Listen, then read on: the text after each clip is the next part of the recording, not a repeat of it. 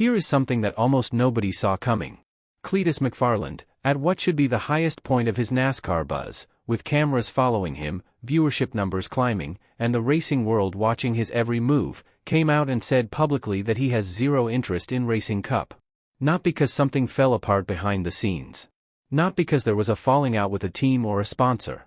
But because he got close enough to the real machinery of professional stock car racing to finally understand what he was actually looking at. That single statement, delivered without spin or PR polish, changed the entire conversation around his future in the sport. This is not a story about a guy stepping back from racing. This is a story about a guy waking up to exactly where he stands, what he still needs to learn, and how that clarity might be the most strategically intelligent move he has made since he first climbed into a stock car. Between his recent race results, the viewership numbers his appearances have been generating, the upcoming Nashville race and what it means for his approval status, and the real possibility of a full 2027 ARCA season, there is far more substance to this story than most people are giving it credit for. To understand where Cletus McFarland is right now, you have to start at Daytona, because Daytona is where his journey into the professional NASCAR ladder system got its first honest answer.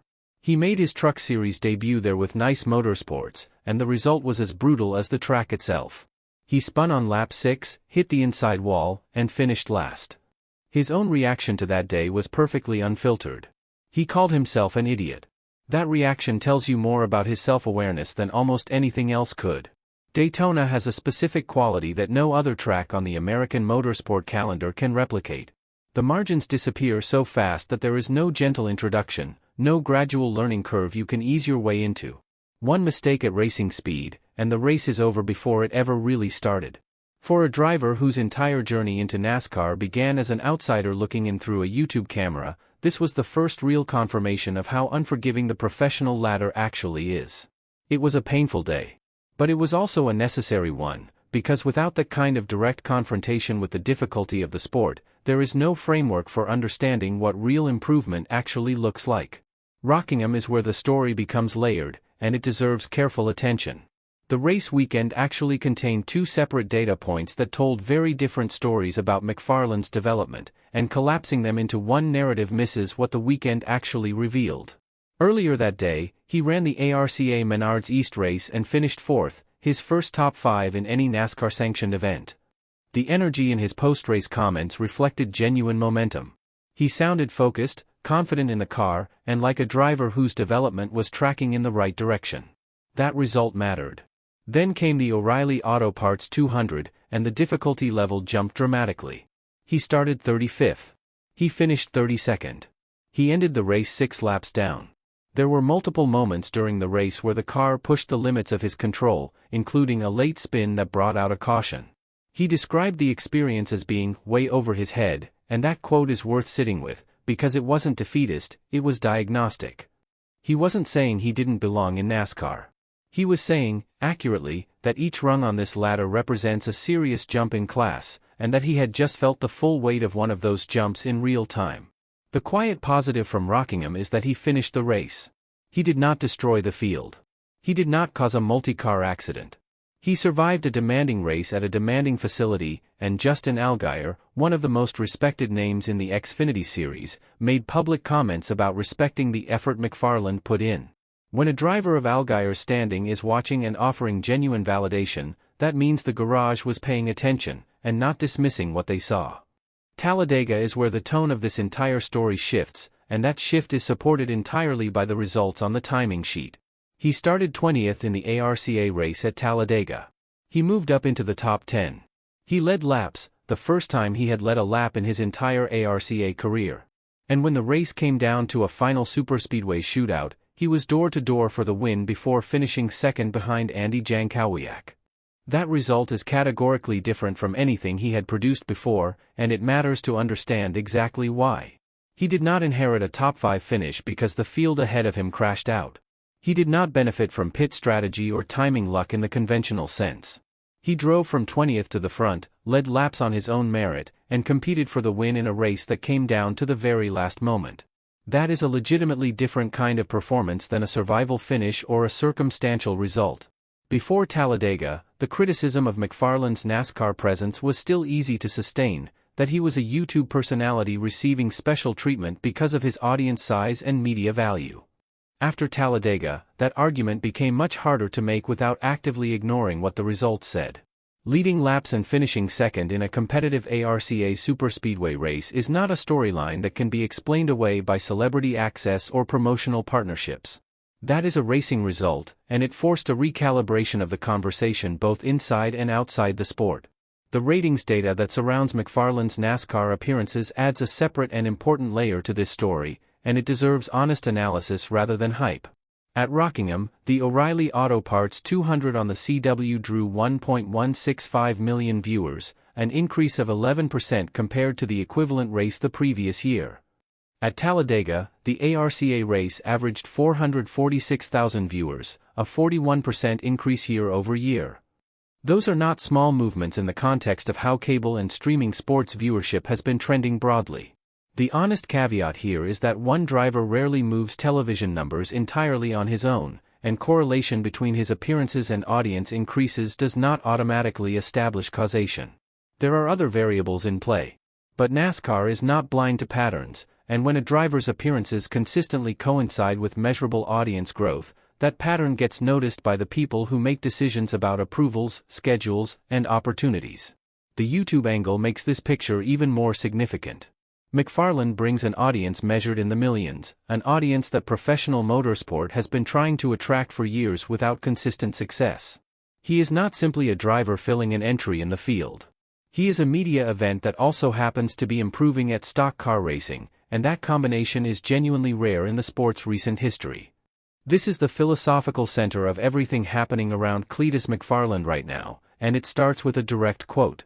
He said publicly that now that he is actually inside this world, he has no desire to race Cup at all, that Cup racing is terrifying to him, and that the gap between his current skill level and what Cup-level drivers do on a weekly basis is enormous. That quote landed differently than people might have expected, and understanding why requires going back to the original criticism that followed him from the beginning. From the moment McFarland started pursuing NASCAR seriously, the core argument against him was that he was a famous face attempting to skip the line, someone who believed that audience reach and financial resources could substitute for the years of development that professional racers go through. His Cup comment completely dismantles that criticism from the inside out. It is not a PR-managed answer. It is not false modesty designed to make him look humble in front of a camera. It is a direct statement from a driver who got close enough to the pace, the racecraft standards, and the competitive environment of professional NASCAR to genuinely understand how enormous the leap to the Cup Series actually is. That kind of self-awareness is not weakness. It is the quality that separates drivers who build sustainable careers in racing from drivers who chase a level they were never prepared for and flame out quickly. His comfort level in ARCA also maps directly onto his best results, which is not a coincidence. ARCA is where the competition is serious enough to be real development, but still within a range that his current skill level can engage with meaningfully. Saying out loud that this is where he belongs right now is not a retreat. It is the most grounded and accurate assessment he has offered of his own position in the sport. Nashville carries more structural weight in McFarland's NASCAR future than any single race he has run so far, and NASCAR VP Mike Ford made that weight explicit in public comments. Ford confirmed that Nashville is the next planned step in McFarland's approval process, and that after Nashville, the approval committee will reconvene to evaluate his status. Ford also indicated that a strong Nashville showing could potentially open full approvals across all track types, including superspeedways in the O'Reilly Auto Parts series.